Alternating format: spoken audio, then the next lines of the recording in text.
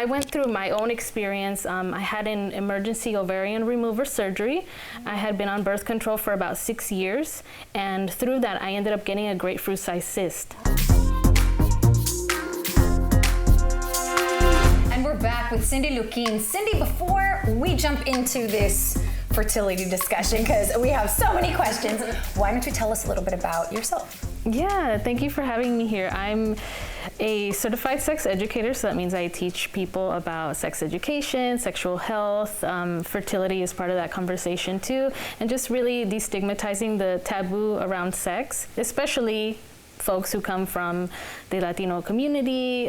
It's something that we are not taught from very early, and it's very much fear and shame and a lot of that stuff. So I think that it's important for me, and that's part of why I wanted to do it, is because we need to destigmatize that and normalize that there are some of us who are teaching and talking about it.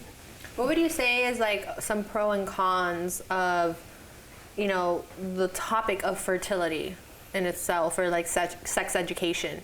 Yeah, well, the pros are that it's empowering. So if you grew up in a household that was very conservative, and I think a lot of us grew up and can relate to that, it helps destigmatize that. It helps you feel like this is my body and I can advocate for it. I can advocate for my health. And just think about it, when you go to the doctor, you're learning about consent. Even when you go to the doctor, I don't feel comfortable with that, or can we try something else, or can you explain what this procedure means? You know, what will it take? How invasive is it?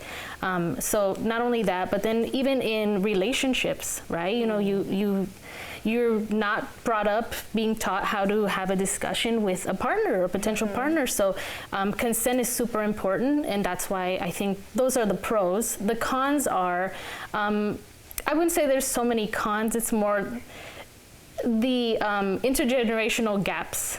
Our elders feel a certain way about it, and they think that when you talk about it, you're giving the green light to like, go do it really young. And that's not what it is at all. It's really educating, and when you have education and the knowledge, then you feel empowered to make healthier decisions about your sex life. Why do you want to get into fertility and that subject specifically, to not only learn about it, but now teach?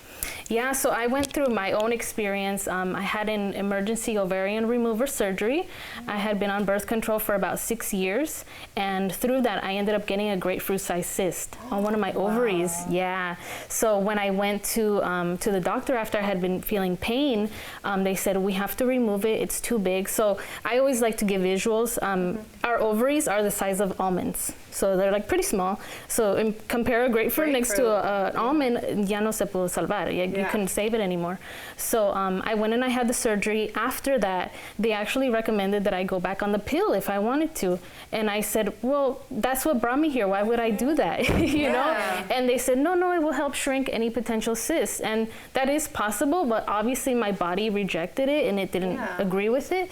So that's when I went on this whole quest for like, there must be something natural out there. And I discovered or came across this book called Taking Charge of Your Fertility. It was written back in like the late 80s, early 90s. And it talks all about fertility awareness. And that's a method that a lot of people use to conceive, but you could also use it to prevent pregnancy if that's something that you look forward to. So I started learning. I taught my husband also, and you know, I just want to educate people on this. I love teaching. I love seeing our community get that aha moment. Like, your body knows what it's doing. These are the signs you check for, and this is how you know, make it fit your goals.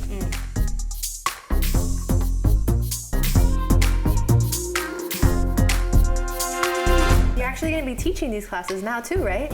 That's amazing. So can you tell us when they're going to start? When are you planning for it to start? Yeah, so I'm working right now with a co-founder. She's also a friend of mine. Her name is Bree Braggs. And she and I decided that there's not enough women of color or folks of color who are teaching this stuff. So we are developing a curriculum, an educator program, so that way folks can, I think a lot of birth workers, doulas, just people that are interested in this information, so that way they can go out and teach in the community too. And I always say it's important that the science world, like the medical field, and those of us who educate in this come together, because that way we can support people that come and get services and have extra questions. I think that there's been a gap for so long, but if we do that, there might be able to close that gap more. And I think a lot of it también is like how you said, it's understanding our culture, understanding how to break into that conversation with our culture.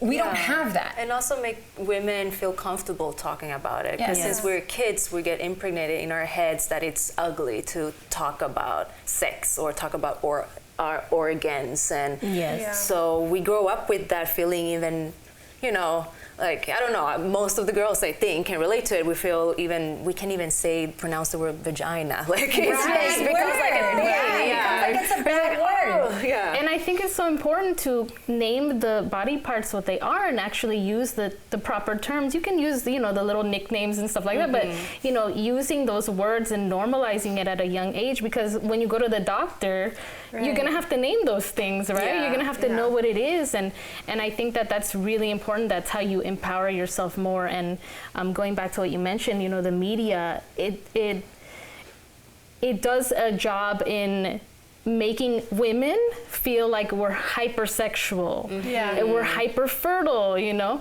and those are just narratives that are false and stereotypes, and I think that that's part of it too. And so normalizing it and talking about it and learning how to talk about and meet people where they're at, because not everybody's comfortable, but that's part of my job description, is meeting folks where they're at and being able to talk to them on the level that they feel comfortable with. Right. I actually had an experience where when I was in my early 20s, I went to the OBGYN and I wanted to know where I was fertility wise, not because I was about to go have a kid or anything of that sort, but I just wanted to know to plan so that if there is an issue, I had time to assess it, you know, fix it. And then when I was ready, I knew that I had, you know, addressed it already. And the OBGYN was like, why do you want to take a fertility test? And it was such a mission to get her to tell me, where do I take it or what is the process? And then I ended up researching it myself, because she just kept telling me, no, your partner needs to get tested first, your partner. And I'm like, okay, but I want to know about myself. And not only is it extremely expensive, but it's like a whole other mission. And I just, you know, I wanted to know your take on it. I know that we were talking about the company that now you can have a fertility test at home, which I think is so innovative and so intelligent. So if you can tell us a little bit about like the cost, any insurances that cover it and things of that sort. Yeah, there's a lot of changes. You know, there's still a long way to go. So the cost for what they're called assisted reproductive technologies. So there's the fertility treatments that fall under that name. There's IUI, which is intrauterine insemination, and then IVF, which is in vitro fertilization, right? And each of those require different things. And so the company that you were mentioning, Kind Body, they're actually founded in LA, and I believe that they're a Latina founded business also. They have allowed the access for you to take these tests at home. So traditionally, when you go to the doctor, and I'm pretty sure this is why the doctor told you that, they will only treat you if you've been trying to conceive for a year and have not been successful. That's amazing. And also, women nowadays, I feel, are having kids at a later age. Why do you think that's happening, and how do you feel about that? I think it's because, you know, women are like, hey, I want to go after my dreams. I want to have my career. I want to go to school. I want to, you know, follow my dreams. I'm not going to stop myself, you know, like our grandmothers and mothers did, our abuelitas. They didn't really have that choice, you know? And even if they did, what was society's response to that? You know, like, right? Like, she don't want to be a mom. What's wrong with her, you know? So I think that it's really coming from an empowered place now, why people or women want to have children later. And so I think that's great, you know, that's great. And preparing and knowing what's out there to make your experience more empowered and to feel like this is fitting my lifestyle. And I really think that that's great for us now. Thank you so much. I've learned so much today. Thank you for being here, Cindy. And when we come back from the break, Lillian Vasquez will share the story of her difficult 6-year journey with IVF and how she finally got pregnant.